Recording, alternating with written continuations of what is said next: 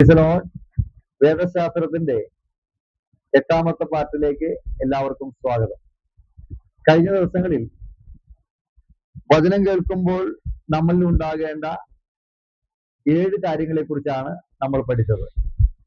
ഇന്ന് നമ്മൾ 8ാമത്തെ കാര്യത്തെ കുറിച്ചാണ് നമ്മൾ പഠിക്കുന്നത്. അതിനാധാരമായി എബ്രായ ലേഖനം 4-ാം അധ്യായം 2-ാം വാക്യം, അവരെ പോലെ നാമും ഒരു സദ്വർത്തമാനം കേട്ടവരാകും, എങ്കിലും കേട്ടവരിൽ വിശ്വാസമായി പരിണമിക്കായ കൊണ്ട് കേട്ട വചനം അവർക്ക് ഉപകാരമായി വന്നില്ല. അപ്പൊ ഇവിടെ വളരെ വ്യക്തമായിട്ട് പറയുകയാണ്, അവരെന്ത് ചെയ്തു? വചനം കേട്ടവരാണ്. ആര്? ഇസ്രായേൽ മക്കളെ കുറിച്ചാണ് പറയുന്നത്. അവരെ പോലെ നാമും ഒരു സദ്വർത്തമാനം കേട്ടവരാണ്, എങ്കിലും കേട്ടവരിൽ വിശ്വാസമായി പരിണമിക്കായ കൊണ്ട് കേട്ട വചനം അവർക്ക് ഉപകാരമായി വന്നില്ല. അപ്പൊ ഇസ്രായേൽ മക്കൾക്ക് എന്തുകൊണ്ടാണ് വചനം ഉപകാരമായി വരാഞ്ഞത്? ആ കേട്ട വചനം അവർക്ക് എന്തില്ല? അത് വിശ്വാസമായിട്ട് പരിണമിച്ചില്ല. അപ്പോൾ വചനം കേൾക്കുമ്പോൾ എന്ത് ചെയ്യണം? ഈ വചനം നമ്മുടെ ഹൃദയത്തിൽ എന്ത് ചെയ്യണം? വിശ്വാസമായി പരിണമിക്കണം. ഇതാണ് 8ാമത്തെ കാര്യം. എന്നിട്ട് അതിന് 3-ാമത്തെ വാക്യം പറയുന്നു, വിശ്വസിച്ച് നാമല്ലോ സ്വസ്ഥതയിൽ പ്രവേശിക്കുന്നത്. അപ്പോൾ ഈ നാളിൽ വചനം കേൾക്കുമ്പോൾ നമ്മുടെ ഹൃദയത്തിൽ എന്ത് ചെയ്യണം? ഈ വചനം വിശ്വാസമായിട്ട് പരിണമിക്കണം. എന്ന് പറഞ്ഞാൽ ഈ വചനം അകത്ത് ചെല്ലുമ്പോൾ ഈ വചനപ്രകാരം കർത്താവ് എനിക്ക് വേണ്ടി പ്രവർത്തിക്കും എന്നുള്ള ആഴമായ വിശ്വാസം നമ്മുടെ ജീവിതത്തിൽ ഉണ്ടാകണം. കാരണം വിശ്വാസത്താലാണ് സകല കാര്യങ്ങളും നടക്കുന്നത്.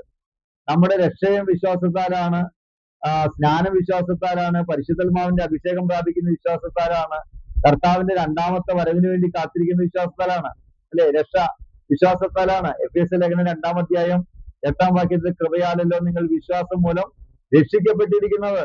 അതേപോലെ വിശ്വസിക്കുകയും സ്നാനമേൽക്കുകയും ചെയ്യുന്ന രക്ഷിക്കപ്പെടും. മർക്കോസ് 16:16. അപ്പൊ സ്നാനം വിശ്വാസത്താലാണ്. അപ്പോസ്തലപ്രവൃത്തി 19-ാം അധ്യായത്തിൽ നിങ്ങൾ വിശ്വസിച്ചിട്ട് പരിശുദ്ധാത്മാവിനെ പ്രാപിച്ചുവോ? അപ്പൊ പരിശുദ്ധാത്മാവിനെ പ്രാപിക്കുന്ന വിശ്വാസത്താലാണ്. ഇനി കർത്താവിന്റെ 2ാമത്തെ വരവിന് വേണ്ടി നമ്മൾ കാത്തിരിക്കുന്നതും അതും വിശ്വാസത്താലാണ്. അപ്പൊ നമ്മുടെ ജീവിതത്തിൽ ഒരു വിശ്വാസിയെ സംബന്ധിച്ച് എല്ലാ കാര്യങ്ങളും വിശ്വാസത്താലാണ് നടക്കുന്നത്.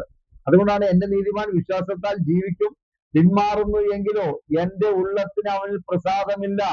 നാമോ നാശത്തിലേക്ക് പിന്മാറുന്നവരുടെ കൂട്ടത്തിലേക്കല്ല, വിശ്വസിച്ച് ജീവരക്ഷ പ്രാപിക്കുന്നവരുടെ കൂട്ടത്തിലേക്ക് എത്രയാകുന്നു. അപ്പൊ വിശ്വാസത്താലാണ് സകലവും നമ്മൾ എന്ത് ചെയ്യുന്നേ? പ്രാപിച്ചെടുക്കുന്നത്. അപ്പൊ വിശ്വാസമില്ലാതെ നമുക്ക് എന്ത് ചെയ്യാൻ പറ്റത്തില്ല? കർത്താവിനെ പ്രസാദിപ്പിക്കുവാൻ കഴിയത്തില്ല. അതുകൊണ്ട് ദൈവം നമുക്ക് വേണ്ടി ഓരോ ദിവസവും എന്താണ്? നമുക്ക് വേണ്ടി അത്ഭുതങ്ങളെ ചെയ്യുന്ന ദൈവമാണ്.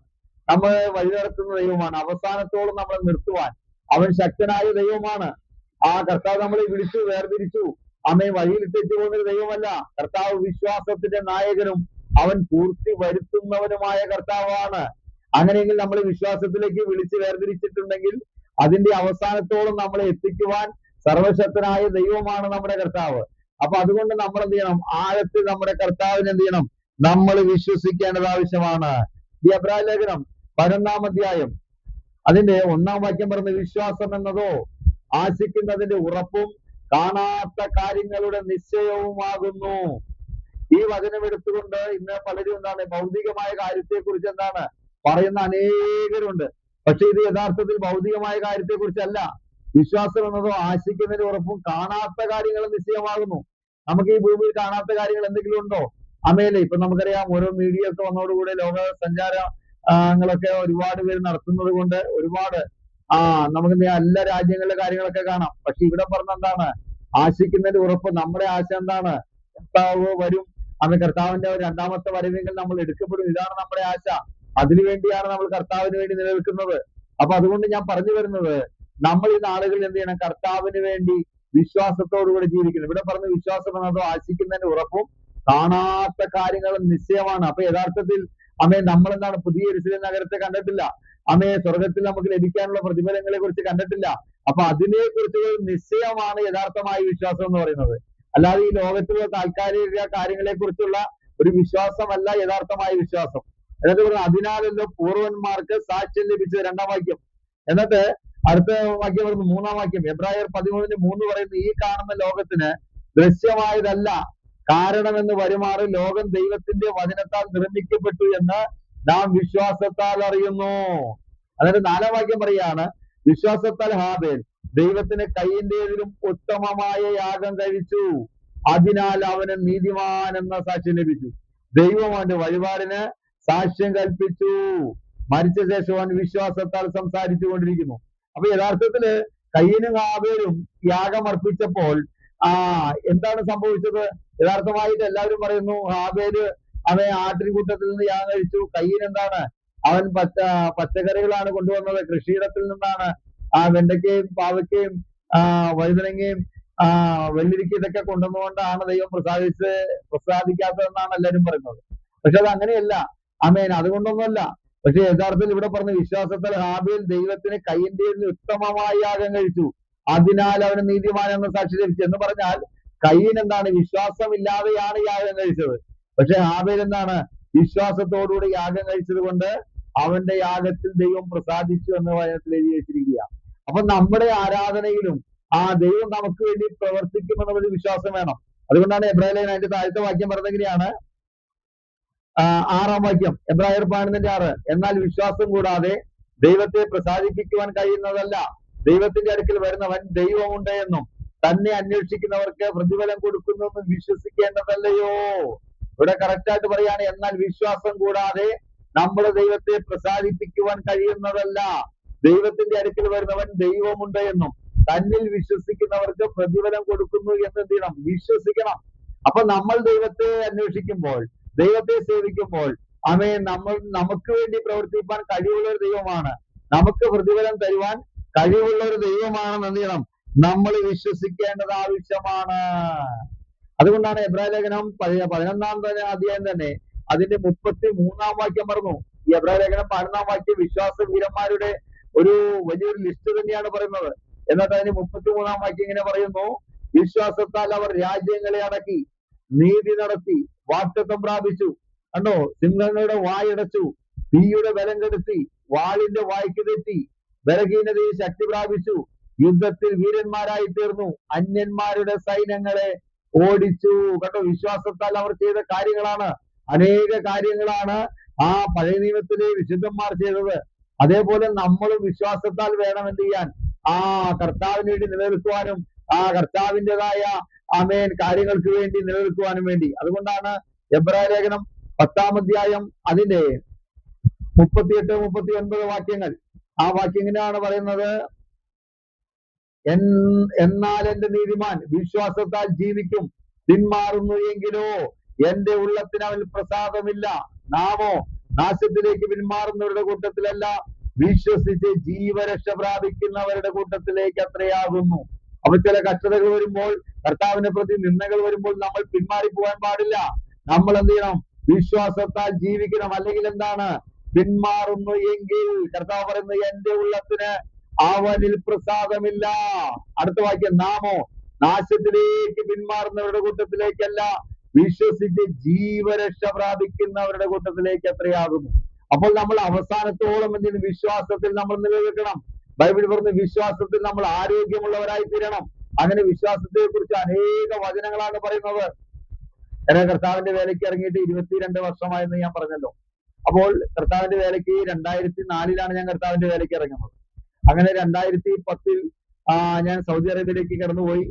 അപ്പോൾ അവിടെ ഞാൻ മുന്നേ ഒരു വീഡിയോയിൽ പറഞ്ഞിട്ടുണ്ട്, എന്നെ ബൈബിൾ കോളേജിൽ പഠിപ്പിച്ചപ്പോ നമ്മുടെ പി.സി. മാസ്റ്ററാണ് ഒരു സബ്ജക്ട് എടുത്തിരുന്നത്. അപ്പൊ അദ്ദേഹം വിശ്വാസത്തെ കുറിച്ചൊക്കെ എന്ത് ചെയ്യും?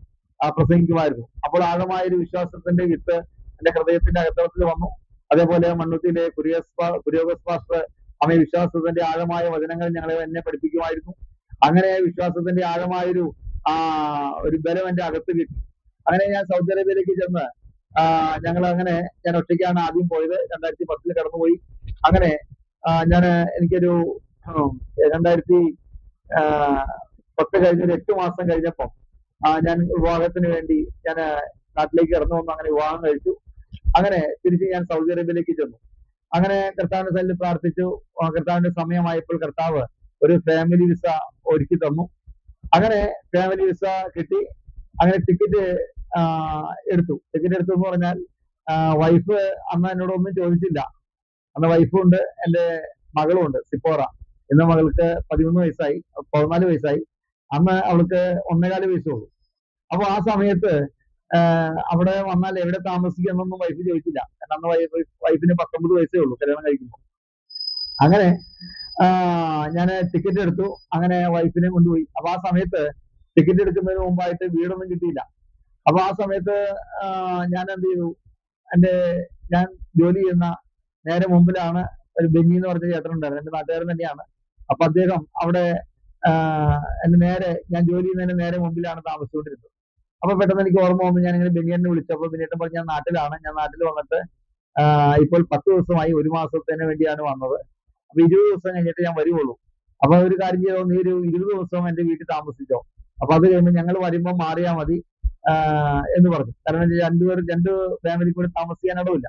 അപ്പൊ എനിക്ക് വലിയൊരു ആശ്വാസമായി, 20 ദിവസം അവിടെ താമസിക്കാലോ. അപ്പൊ അങ്ങനെ ഞങ്ങൾ എന്ത് ചെയ്തു, വൈഫും കുഞ്ഞും അവിടെ വന്നു. അങ്ങനെ ഞങ്ങൾ ആ വീട്ടിൽ താമസം തുടങ്ങി. അങ്ങനെ 19ാമത്തെ ദിവസമായി.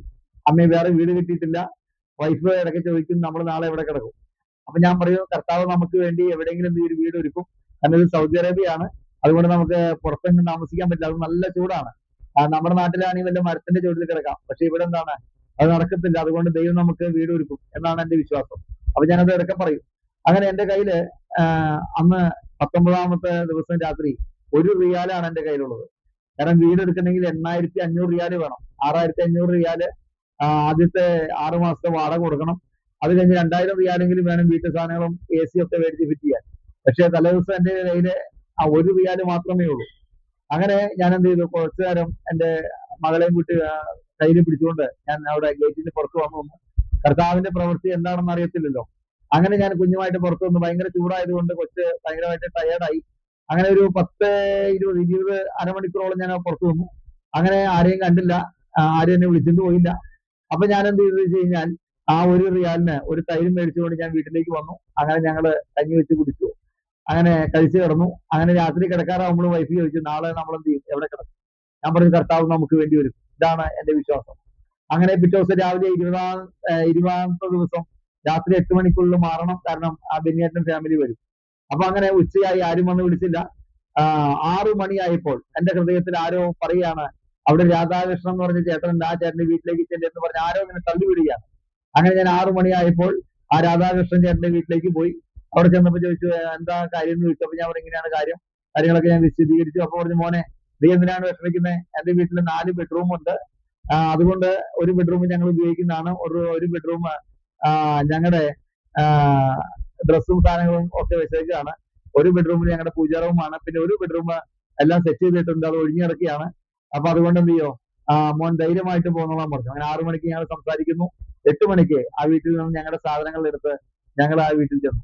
അപ്പം ഈ രാധാകൃഷ്ണന്റെ വീട്ടിൽ ചെന്നപ്പോ മറ്റൊരു പ്രശ്നം. കാരണം കഴിഞ്ഞ ദിവസം 1 റിയാൽ ഉണ്ടായിരുന്നുള്ളൂ. അപ്പൊ ആ 1 റിയാലിന് തൈരും മേടിച്ച് അത് കഴിഞ്ഞു. പിന്നെ കാശൊന്നും കയ്യിലില്ല. അപ്പൊ ഇവര് അവിടെ ചെന്നപ്പം ഒരു റൂം ഞങ്ങൾക്ക് തന്നു. അതേപോലെ എന്താണ്, 2 ബാത്റൂം ഉണ്ടായാലും 1 ബാത്റൂം ഞങ്ങൾക്ക് ഉപയോഗിക്കാൻ തന്നു. അതേപോലെ 2 ഫ്രിഡ്ജ് ഉണ്ടായിരുന്നാലും 1 ഫ്രിഡ്ജ് ഞങ്ങൾക്ക് ഉപയോഗിക്കാൻ തന്നു. പക്ഷെ എന്താ പ്രശ്നം എന്ന് വെച്ച് കഴിഞ്ഞാൽ, ഇതൊക്കെ ഫ്രീ ആയിട്ട് വന്നു. പക്ഷേ ഫ്രിഡ്ജില് സാധനങ്ങൾ മേടിച്ച് വെക്കാൻ കാശില്ല. അപ്പോൾ ഇങ്ങനെ വൈഫിന് ഭയങ്കര ടെൻഷനായിരുന്നു. പക്ഷെ എനിക്ക്, ഞാൻ ദൈവവചനം പഠിച്ച് ഞാൻ ഇത്തിരി ഉറപ്പ് പ്രാപിച്ചത് കൊണ്ട് എനിക്ക് വിശ്വാസം ഉണ്ടായിരുന്നു കർത്താവ് പ്രവർത്തിക്കും. അങ്ങനെ ആ സമയത്ത് ഞങ്ങൾ പ്രാർത്ഥിച്ച് കടന്നു. കാരണം പിറ്റേ ദിവസം വെള്ളിയാഴ്ചയാണ്, അന്ന് ചർച്ചിൽ പോകണം. കയ്യിലൊറ്റ കാശില്ല, കാരണം ഒരു സാധനം മേടിച്ചിട്ടുമില്ല. അപ്പൊ അന്ന് അവരാണ് ഭക്ഷണം തന്നത്. അപ്പൊ അങ്ങനെ പിറ്റേ ദിവസം ഞങ്ങൾ തന്നെ വെക്കണം. അങ്ങനെ പിറ്റേ ദിവസം ചർച്ചിൽ പോയി. അന്ന് കാശ് കിട്ടുന്ന സമയമൊന്നുമല്ല. അന്ന് കുറച്ച് പേരുള്ളൂ, ഞങ്ങൾ 5-6 പേരേ ഉള്ളൂ ചർച്ചില്. സാമ്പത്തികമായിട്ടൊന്നും കിട്ടുന്ന ഡേറ്റും അല്ലതാണ്, ഒരു ഇട ദിവസമാണ്. അപ്പൊ അങ്ങനെ ഞാൻ മീറ്റിംഗ് കഴിഞ്ഞ് കഴിഞ്ഞപ്പോൾ ഒരു സഹോദരി, എന്റെ ചർച്ചിലുള്ള ഒരു സഹോദരി ഒരു കവർ എന്റെ കയ്യിൽ കൊണ്ടുവന്നു. അപ്പൊ ഞാൻ ഇത് എന്താണെന്ന് ചോദിച്ചു. പറഞ്ഞു, എന്റെ കൂടെ ജോലി ചെയ്യുന്ന ഒരു ചേച്ചി തന്നു വിട്ടതാണെന്ന് പറഞ്ഞു. ഇതിപ്പോ നിങ്ങളുടെ പാസ്റ്റർക്ക് കൊടുക്കാൻ പറഞ്ഞ് എനിക്ക് തന്നതാണെന്ന് പറഞ്ഞു. അങ്ങനെ സഹോദരി ഈ കവർ എന്റെ കയ്യിൽ തന്നു. അങ്ങനെ ഞാൻ പ്രാർത്ഥിച്ച് ഈ കവർ മേടിച്ചു. അങ്ങനെ മേടിച്ച് ഞാൻ വീട്ടിൽ കൊണ്ടുവന്ന് ഡോർ അടച്ച് ഞാനിത് തുറന്നു നോക്കി കഴിഞ്ഞപ്പോ 2,000 റിയാല് ആ കവറിൽ ഇരിക്കുകയാണ്. എന്ന് പറഞ്ഞാൽ എന്റെ 1 മാസത്തെ ശമ്പളം, അന്നത്തെ 1 മാസത്തെ ശമ്പളമാണ് 2,000 റിയാല്. 4,500 നോട്ട് റിയാല് ആ കവറിൽ ഇരിക്കുക. സത്യം പറഞ്ഞാൽ ഞാൻ കരഞ്ഞുപോയി. അങ്ങനെ ഞങ്ങള് അന്ന് നെസ്റ്റോയിലേക്ക് പോയി 699 റിയാലിന് ഫ്രിഡ്ജ് നിറച്ച് സാധനങ്ങൾ മേടിച്ചു വെച്ചു. ഞാൻ പറഞ്ഞു വരുന്നത്, ബൈബിൾ പറഞ്ഞു, എന്റെ നീതിമാൻ വിശ്വാസത്താൽ ജീവിക്കും, പിന്മാറുന്നുവെങ്കിലോ എന്റെ ഉള്ളത്തിന് അവനിൽ പ്രസാദമില്ല. അങ്ങനെ അനേക അനുഭവങ്ങൾ 22 വർഷത്തിനുള്ളിൽ കർത്താവ് ഞങ്ങളെ നടത്തിയ അനേക അനുഭവങ്ങളുണ്ട്. അത് നമുക്ക് ഓരോ വീഡിയോയില് നമുക്ക് ഓരോ സാക്ഷ്യമായിട്ട് പറയാം. ഞാൻ പറയുന്നു, കർത്താവിന്റെ വചനം പറഞ്ഞു, എന്റെ നീതിമാൻ വിശ്വാസത്താൽ ജീവിക്കും, പിന്മാറുന്നുവെങ്കിൽ എന്റെ ഉള്ളത്തിന് അവനിൽ പ്രസാദമില്ല. നാമോ നാശത്തിലേക്ക് പിന്മാറുന്നവരുടെ കൂട്ടത്തിലേക്കല്ല, വിശ്വസിച്ച് ജീവരക്ഷ പ്രാപിക്കുന്നവരുടെ കൂട്ടത്തിലേക്ക് അത്രയാകുന്നു. നമുക്കറിയാം, ഈ അപ്പോസ്തലപ്രവൃത്തികളുടെ പുസ്തകം അതിന്റെ 12-ാം അധ്യായം നമുക്ക് എല്ലാവർക്കും അറിയുന്ന ഭാഗമാണ്. പത്രോസ് കാരാഗ്രഹത്തിൽ കിടക്കുന്ന ഒരു ഭാഗമാണ്. അപ്പോൾ ആ ഭാഗത്ത് നമുക്കറിയാം, അവിടെ സഭ എന്ത് ചെയ്തു? ശ്രദ്ധയോടുകൂടെ എന്ത് ചെയ്തു? പ്രാർത്ഥിച്ചു എന്ന് വചനത്തിൽ പറയുന്നു. പക്ഷെ നമ്മളെല്ലാവരും വിചാരിക്കും സഭ ശ്രദ്ധയോടുകൂടെ പ്രാർത്ഥിച്ചത് കൊണ്ടാണ് പത്രോസ് വിടുവിക്കപ്പെട്ടതെന്ന്. പക്ഷെ നമുക്കറിയാം, ആ ഭാഗം പഠിക്കുമ്പോൾ ആ ഭാഗത്തിൽ ഇങ്ങനെയാണ് എഴുതിയിരിക്കുന്നത്. 12-ാം അധ്യായം അതിന്റെ 11-ാം വാക്യം. പത്രോസിന് സുബോധം വന്നിട്ട് കർത്താവ് തന്റെ ദൂതനെ അയച്ച് ഹെരോദാവിന്റെ കയ്യിൽ നിന്നും യഹൂദാ ജനത്തിന്റെ സകല പ്രതീക്ഷയിൽ എന്നെ വിടുവിച്ചു എന്ന് ഞാൻ ഇപ്പോൾ വാസ്തവമായി അറിയുന്നു എന്ന് പറഞ്ഞു. ഇങ്ങനെ ഗ്രഹിച്ച ശേഷം അവൻ മർക്കോസ് എന്ന് മറുപേരുള്ള യോഹന്നാന്റെ അമ്മ മറിയയുടെ വീട്ടിൽ ചെന്ന് അവിടെ അനേകർ ഒരുമിച്ച് കൂടി പ്രാർത്ഥിച്ചുകൊണ്ടിരുന്നു. ഇവിടെ സഭ ശ്രദ്ധയോടുകൂടെ പത്രോസിന് വേണ്ടി പ്രാർത്ഥിച്ചിരിക്കുകയാണ്. അപ്പോൾ വിടുതൽ പ്രാപിച്ച് 1, 2, 3 വാതിലുകൾ ദൂതൻ തുറന്നിട്ട് എന്ത് ചെയ്തു? പത്രോസിനെ പട്ടണത്തിന്റെ പുറത്ത് കൊണ്ടുപോയി. അങ്ങനെ ഈ വീട്ടിൽ വന്നപ്പോൾ അവിടെ 13-ാം വാക്യം പറഞ്ഞ, അവൻ പടിപ്പുര വാതിക്കൽ മുട്ടിയാറെ രോധ എന്നൊരു ബാല്യക്കാരത്തി വിളി കേൾപ്പാൻ അടുത്തു വന്നു. പത്രോസിന്റെ ശബ്ദം തിരിച്ചറിഞ്ഞ് സന്തോഷത്താൽ പടിവാതിൽ തുറക്കാതെ അകത്തേക്ക് ഓടി പത്രോസ് പടിപ്പുരക്കൽ നിൽക്കുന്നു എന്ന് അറിയിച്ചു. അപ്പോൾ ഈ പ്രാർത്ഥിക്കുന്ന സഭ എന്താ പറഞ്ഞെന്നറിയാമോ? അവർ അവളോട് നിനക്ക് ഭ്രാന്തുണ്ട് എന്ന് പറഞ്ഞു. കണ്ടോ? അപ്പോൾ യഥാർത്ഥത്തിൽ ഈ സഭ എന്തിനു വേണ്ടിയാ പ്രാർത്ഥിച്ചത്? പത്രോസിന്റെ വിടുതലിന് വേണ്ടിയല്ലേ പ്രാർത്ഥിച്ചത്. പക്ഷെ അതേ സഭ ഇപ്പൊ പറയാണ്, വിടുതൽ പ്രാപിച്ച് പത്രോസ് വന്നപ്പോൾ നിനക്ക് ഭ്രാന്തുണ്ടെന്ന്. അപ്പോൾ സഭ ശ്രദ്ധയോടുകൂടെ പ്രാർത്ഥിച്ചുവെങ്കിലും സഭ എന്ത് ചെയ്തില്ല? വിശ്വാസത്തോടുകൂടെ പ്രാർത്ഥിച്ചില്ല. എന്നാൽ വിശ്വാസത്തോടുകൂടെ പ്രാർത്ഥിച്ചിരുന്നെങ്കിൽ പത്രോസ് വിടുവിക്കപ്പെട്ടു വന്നപ്പം നിശ്ചയമായിട്ട് എന്തായിരുന്നു? അത് വിശ്വസിക്കേണ്ടതായിരുന്നു. അപ്പൊ ഇവർ ശ്രദ്ധയോടുകൂടെ പ്രാർത്ഥിച്ചു, പക്ഷെ എന്താണ്? വിശ്വാസത്തോടുകൂടി എന്ത് ചെയ്യില്ല? ഇവർ പ്രാർത്ഥിച്ചില്ല. അപ്പൊ എന്തുകൊണ്ടാണ് പത്രോസ് വിടുവിക്കപ്പെട്ടത്? സഭയുടെ വിശ്വാസം കൊണ്ടല്ല. പിന്നെന്താണ്? പത്രോസിന് കർത്താവ് ഒരു വാഗ്ദത്തം കൊടുത്തിരുന്നു. യോഹന്നാന്റെ വിശേഷം 21-ാം അധ്യായം അതിന്റെ 18 വാക്യങ്ങൾ. ആമേൻ ആമേൻ ഞാൻ നിന്നോട് പറയുന്നു, നീ യൗവനക്കാരനായിരുന്നപ്പോൾ നീ തന്നെ അരകെട്ടി ഇഷ്ടമുള്ളിടത്തേക്ക് നടന്നു. വയസ്സനായ ശേഷമോ നീ കൈനീട്ടുകയും മറ്റൊരുത്തൻ നിന്റെ അരകെട്ടി നിനക്ക് ഇഷ്ടമില്ലാത്ത ഇടത്തേക്ക് നിന്നെ കൊണ്ടുപോവുകയും ചെയ്യുമെന്ന് പറഞ്ഞു. അതിനാൽ അവൻ ഇന്നവിധം മരണം കൊണ്ട് ദൈവത്തെ മഹത്വപ്പെടുത്തുമെന്ന് അവൻ സൂചിപ്പിച്ചു. ഇത് പറഞ്ഞിട്ട് എന്നെ അനുഗമിക്ക എന്ന് അവനോട് പറഞ്ഞു. അതായത് പത്രോസിനോട് പറഞ്ഞു, നീ വയസ്സായ ശേഷമേ മരിക്കുകയുള്ളൂ എന്നൊരു വാഗ്ദത്തം കർത്താവ് കൊടുത്തിരുന്നു. അതുകൊണ്ടാണ് പത്രോസ് കാരാഗ്രഹത്തിൽ അവൻ കിടന്നുറങ്ങാനുള്ള കാരണം. ദൈവമക്കളെ, കർത്താവ് നിങ്ങളെ കുറിച്ചൊരു ദൈവിക വാഗ്ദത്തം നിങ്ങളോട് പറഞ്ഞിട്ടുണ്ടെങ്കിൽ അത് നിവർത്തീകരിക്കാതെ ഒരു പിശാചിനെ നിങ്ങളെ തകർത്ത് കളവാൻ കഴിയത്തില്ല. ആ ഒരു രാജാക്കന്മാർക്ക് നിങ്ങളെ തകർത്ത് കളവാൻ കഴിയത്തില്ല. ഒരു മനുഷ്യർക്ക് നിങ്ങളെ തകർത്ത് കളവാൻ കഴിയത്തില്ല. അതിന്റെ കാരണം എന്താണ്? വാക്ക് പറഞ്ഞാൽ വിശ്വസ്തനായ ദൈവമാണ്. വാക്ക് പറഞ്ഞാൽ മാറാത്ത ദൈവമാണ്. ആ വാക്ക് പറഞ്ഞാൽ അവൻ നിവർത്തിക്കുന്ന ദൈവമാണ്. വചനം പറഞ്ഞ കർത്താവിന്റെ വാഗ്ദത്തങ്ങൾ എത്രയുണ്ടെങ്കിലും അവയിലൂവേ എന്നത്രേ. അതുകൊണ്ട് ഞാൻ പറയാണ്, പത്രോസിനെ കുറിച്ചുള്ള ദൈവിക വാഗ്ദത്തം കിടക്കുന്നത് കൊണ്ട് ആ വാഗ്ദത്തത്തിൽ പത്രോസ് വിശ്വസിച്ചു. ആ വാഗ്ദത്തത്തെ വിശ്വസിച്ചത് കൊണ്ടാണ് ആ പടയാളികളുടെ നടുവിൽ അവൻ എന്ത് ചെയ്യാണ്? ചങ്ങലകളാൽ ബന്ധിക്കപ്പെട്ടവനായിരുന്നിട്ടും അവൻ കിടന്നുറങ്ങാനുള്ള കാരണം. അതുകൊണ്ട് ഞാൻ ദൈവമക്കളോട് പറയുകയാണ്, നമ്മൾ കർത്താവിനെ ആഴമായിട്ട് വിശ്വസിക്കണം. കാരണം നമ്മുടെ കർത്താവ് വഴിയിൽ ഇട്ടേച്ചു പോകുന്നൊരു ദൈവമല്ല, നമ്മളെ വിടുവിപ്പാൻ വേണ്ടി ഇറങ്ങി വരുന്നൊരു ദൈവമാണ്. ദൈവിക പദ്ധതി തീരാതെ ഒരു പിശാചിനെ നിങ്ങളെ തകർക്കുവാൻ കഴിയത്തില്ല. അപ്പോസ്തലനായ പൗലോസും ശീലാസും കാരാഗ്രഹത്തിൽ കിടന്നു. ആണ്ടോ, അവർ അടിയേൽക്കപ്പെട്ടവരായി, മുറിവേൽക്കപ്പെട്ടവരായി, രക്തമൊലിക്കപ്പെട്ടവരായി, ആമത്തിലിട്ട് കൂട്ടിക്കൊണ്ടവർ കിടക്കുകയാണ്. ഞാൻ പറയട്ടെ, ആമേൻ. എന്നിട്ടും അവർ വിടുവിക്കപ്പെട്ടു. കാരണം എന്താ പറയുമോ? അവരെ കുറിച്ചുള്ള ദൈവിക പദ്ധതി, ആമേൻ. അവർ യൂറോപ്പിൽ സുവിശേഷം അറിയിക്കണം, ഇനിയും അനേക ആത്മാക്കളെ നേടണം. ഇതൊക്കെ ദൈവത്തിന്റെ പദ്ധതിയിൽപ്പെട്ട കാര്യങ്ങളായിരുന്നു. അതുകൊണ്ട് അതിക്ക് മുമ്പ് ഒരു ശത്രുവിനും അവരെ ഒന്നും ചെയ്യാൻ കഴിയത്തില്ല. അവർ ധൈര്യത്തോടുകൂടി ദൈവിക വാഗ്ദത്തങ്ങൾ വിശ്വസിച്ചുകൊണ്ട് ഐക്യതയോടുകൂടെ പാടി സ്തുതിച്ചപ്പോൾ, അർദ്ധരാത്രിക്ക് അവർ പാടി സ്തുതിച്ചപ്പോൾ കാരാഗ്രഹത്തിന്റെ അടിസ്ഥാനം കുലുങ്ങിയെന്നും എല്ലാവരുടെ ചങ്ങലകൾ അഴിഞ്ഞു വീഴുമെന്നും വാതിലുകളൊക്കെ തുറന്നു വീഴുമെന്നും വചനത്തിൽ എഴുതിയിരിക്കുന്നു. അതുമാത്രമല്ല, കാരാഗ്രഹ പ്രമാണിയും കുടുംബവും രക്ഷിക്കപ്പെട്ട് സ്നാനപ്പെടുവാനിടയായി. അങ്ങനെ ഞാൻ പറയട്ടെ ദൈവമക്കളെ, നിങ്ങൾ വിശ്വാസപ്രകാരം കർത്താവിന്റെ ആലോചന അനുസരിച്ച് എന്ത് കഷ്ടം സഹിച്ചാലും നിങ്ങൾക്ക് മാത്രമല്ല മറ്റുള്ളവരുടെ വിടുതലിനും കൂടി ആമേൻ അത് ഉതകുവാനിടയാകും. അങ്ങനെയെങ്കിൽ നമ്മൾ ഒരു കാര്യം മനസ്സിലാക്കുക, ബൈബിൾ പറയുന്നു എന്റെ നീതിമാൻ വിശ്വാസത്താൽ ജീവിക്കും.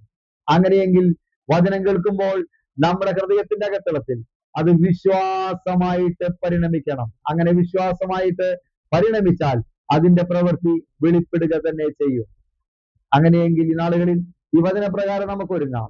കർത്താവ് നമ്മളെല്ലാവരെയും അനുഗ്രഹിക്കുമാറാകട്ടെ. ആമേൻ. Praise the Lord.